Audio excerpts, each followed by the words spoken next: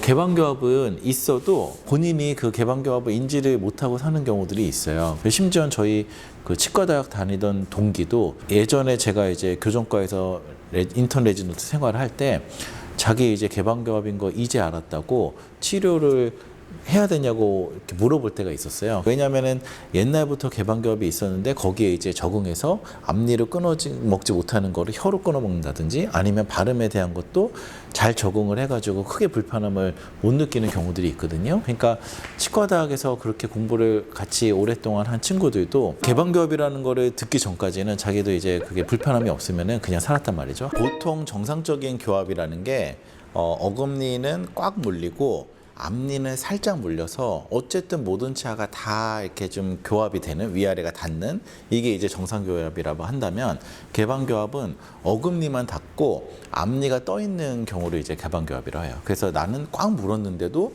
앞니가 닿지 않는 경우, 이런 경우를 이제 개방교합이라고 합니다. 개방교합은 앞니가 닿지 않으니까 저작에 문제가 있을 수 있어요. 그러니까 이제 쉽게는 앞니로 뭘 끊어 먹을 수가 없는 거죠. 그러니까 어금니만 사용해서 저작하기 때문에 앞니로의 저작이 힘들다는 부분이 있을 수 있고, 그리고 앞니가 닿아야지만 되는 발음이 있거든요. 그런 발음에 문제가 있을 수 있고, 근데 이 두 개가 있다 하더라도 예를 들면은 나는 앞니로 끊어 먹는 거 혀로 끊어 먹으니까 크게 불편함이 없고 발음도 나는 이게 적응돼서 괜찮다, 이거 꼭 치료해야 되냐 한다면 이게 그냥 방치를 하게 되면은 어금니만 사용하기 때문에 시간이 오래 지나게 되면은 어금니 쪽에 많이 사용한 치아에 과부하가 걸려서 잇몸이 안 좋아지든지 아니면 그 치아에 마모가 좀 심하게 일어나든지 크랙같이 금이 가든지 하는 경우가 종종 발생하곤 합니다. 그래서 사실 개방교합은 내가 당장 문제가 있지 않더라도 멀리 봤을 때 기능적인 개선을 위해서 해결해 주는 게 맞습니다. 여러 가지 원인이 있을 수 있는데 크게 세 가지로 나눠볼 수 있을 것 같아요. 첫 번째는 골격성 개방교합이라고 해서 성장 자체가 좀 수직적으로 성장이 많이 된 거거든요. 치아는 그대로 있어서 어금니는 닫고 앞니는 뜨는, 이런 거를 이제 골격성 개방교합이라고 하고, 그러니까 골격성 개방교합은 선천적으로 자기의 어떤 거랑 상관없이 된 거기 때문에 그냥 예전부터 뭐 중고등학교 때부터 앞니가 안 닿는 이런 경우가 이제 많고요. 두 번째로는 이제 습관이나 치아의 위치에 의해 가지고 개방교합이 되는 경우가 많은데, 예를 들면 혀를 내미는 습관이 있다든지 아니면은 손가락을 어렸을 때 많이 빨았다든지 해가지고 앞니가 이렇게 좀 뻗쳐서 들려 있는 경우가 있어요. 이제 그런 경우에는 골격적으로는 정상인데도 불구하고 앞니가 이렇게 뻗쳐가지고 개방교합이 되는 경우가 있거든요. 그렇게 앞니가 안 닿는 경우가 있고, 마지막으로는 원래는 이가 그렇게 많이 뜨지가 않았었는데 점점 나이가 들면서 턱관절이 아프든지 뭔가 이갈이나 이 약물기 같은 습관이 있어가지고 턱이 안 좋아져가지고 후천적으로 앞니가 뜨는 경우가 있어요. 이런 경우는 턱관절이 안 좋아지면 턱관절이 짧아지면서 아래 턱이 뒤로 밀리면서 앞니가 뜨게 되는 경우거든요. 이런 경우는 이제 턱관절 개방교합이라고 해서 조금은 다른 형상을 갖게 됩니다. 그래서 선천적인 골격성 개방교합, 아니면 습관으로 인한 치아의 각도로 인한 개방교합, 그리고 이제 턱관절이 안 좋아서 생기는 개방교합,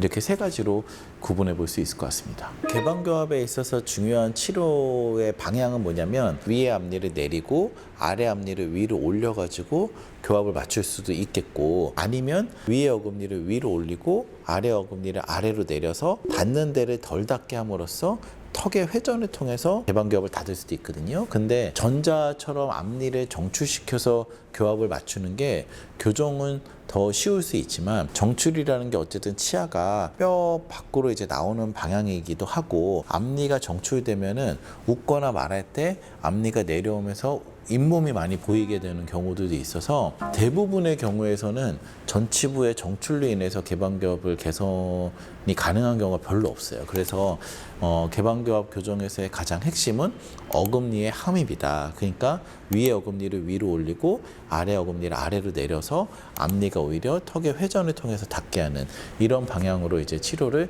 대부분을 하게 되거든요. 일단 기본적으로 교정으로 치료를 할 수 있으면 교정을 하는 게 가장 첫 번째 옵션인데요. 개방교합이 너무 심해가지고 앞니가 너무 많이 떠 있을 때는 교정만으로 안 되고 수술을 동반해야 되는 경우도 있는데, 근데 요즘에는 뭐 기술적으로 너무 좋아져가지고 웬만하게 너무 심하지 않은 개방교합들은 대부분은 교정으로 가능한 것 같아요. 정도에 따라서 교정만으로 해결이 가능하냐, 아니면은 너무 심해서 양악수술까지도 가야 되냐, 크게 봤을 때 두 가지 접근이 있을 수 있는데, 제가 경험하기로는 거의 뭐 90% 이상 교정으로 커버가 된다, 그렇게 생각을 하고 있습니다.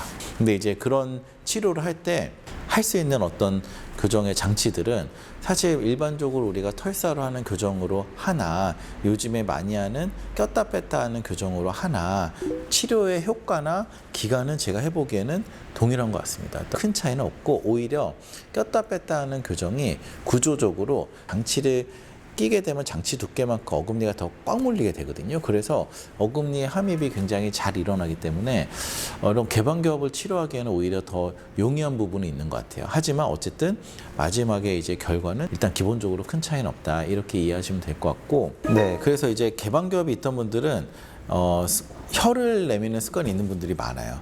그러니까 이 혀를 내밈으로 인해서 개방교합이 생겼을 수도 있는데, 사실 저는 혀를 내미는 것 자체가 아주 오랜 시간 내밀면 치아가 뻗치면 생길 수 있지만 그 부분이 큰 것 같지는 않고, 오히려 개방교합이 있으면은 그 사이로 혀가 가기 때문에 혀를 내밈으로써 개방교합이 조금 더 심해지고 이런 악순환이 되는 경우가 많거든요. 근데 이런 혀 내밀기 습관이 남아 있으면은 다 교정으로 교합을 잘 만들었다 하더라도 혀가 계속 밀게 되면 다시 앞니가 좀 뜰 수가 있거든요. 그래서 혀의 올바른 위치를 습관을 교정하는 거, 이게 이제 필요할 수 있어요. 그러면 혀의 올바른 위치는 어디냐? 위에 앞니의 안쪽 잇몸 부분, 보통 위치보다는 조금 위쪽에 위치하려고 노력하는 게 좋습니다. 근데 보통 이제 일반적인 정상교합을 갖고 있는 분들이 혀의 위치를 의식하며 살지는 않거든요. 근데 개방교합이 있었던 분들은 혀가 이제 치아 사이로 나오는 경우가 있으니까 다른 분들보다는 조금 더 혀의 위치를 의식하는 거, 그게 이제 유지 기간에서 중요한 1번의 포인트가 되겠고, 두 번째는 유지 장치를 교정 끝난 사람들 모두가 하는데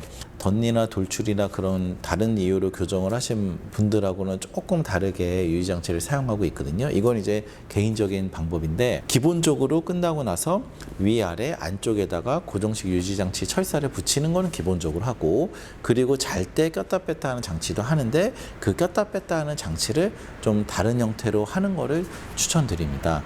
저 같은 경우에는 만약에 턱관절과 무관한 개방교합이다 한다면 얇은 투명한 플라스틱 같은 장치에다가 버튼 같은 걸 붙여서 위아래 두 개를 만든 다음에 잘 때 고무줄을 끼는 방식으로 유지장치를 하고 있어요. 왜냐하면 일반적인 유지장치로는 제가 경험하기로는 다시 앞니가 뜨는 거를 잡아주지를 못하더라고요. 그래서 개방교합이 굉장히 재발이 잘 되는 영역이거든요. 그래서 잘 때 어떤 고무줄을 끼는 유지장치가 개방교합을 재발하는 데는 훨씬 좀 도움이 된다, 이렇게 생각을 하고, 만약에 턱관절로 인한 개방교합이다 한다면은 다시 뜨는 것도 막아줘야 되지만 턱도 다시 안 아파야 하고, 또 그런 환자분들은 보통 이갈이나 이약물기가 있는 경우도 있어서 이 모든 거를 조금 잡아줄 수 있는 트랙션이라는 유지장치를 사용하고 있습니다. 그것 또한 조금 두꺼운 플라스틱 같은 재질을 위아래 껴가지고 고무줄을 끼는 방식인데, 이게 다시 앞니가 뜨는데도 도움이 되고 턱에도 턱관절을 이완시켜서 도움이 되고, 그리고 이제 이갈이나 이약물기 같은 걸로부터도 좀 보호해 주기 때문에, 제가 이 트랙션이라는 장치를 사용한 지는 한 7, 8년 된 것 같은데, 이걸 유지장치로 사용해 보니까 끝나고 나서 턱관절 문제나 개방교합이 재발하는 빈도가 훨씬 적은 것 같아요. 그래서 저는 이 트랙션이 유지장치로는 굉장히 효과적이다, 이렇게 생각을 하고 있습니다. 개방교합은 본인이 크게 불편함을 못 느낀다 하더라도 나중에 치아나 잇몸이나 턱관절의 문제를 일으킬 수 있기 때문에 저는 이거는 교정을 반드시 해주는 게 좋다고 생각을 하는데, 근데 개방교합에도 선천적으로 골격적인 개방교합이 있고 턱관절로 인한 개방교합이 있어서 어떤 거에 해당하는지에 대해서 먼저 감별 진단을 하고, 만약에 턱관절로 인한 개방교합이면은 턱관절을 전문적으로 보는 구강내과나 구강외과의 협진을 통해서 턱관절 치료가 필요하다면 먼저 선행을 하는 게 중요할 것 같습니다. 그리고 그런 모든 과정을 이후에 교정을 하게 됐을 때, 지금은 스크류나 뭐 여러 가지로 기술적으로 많이 좋아져서 웬만한 심도의 개방교합도 교정으로 다 개선이 될 수 있다, 기본적으로 이렇게 생각하셔도 큰 무리는 없을 것 같으니까 개방교합이 있으신 분들은 교정과에서 한번 상의를 받아보시는 걸 추천드립니다.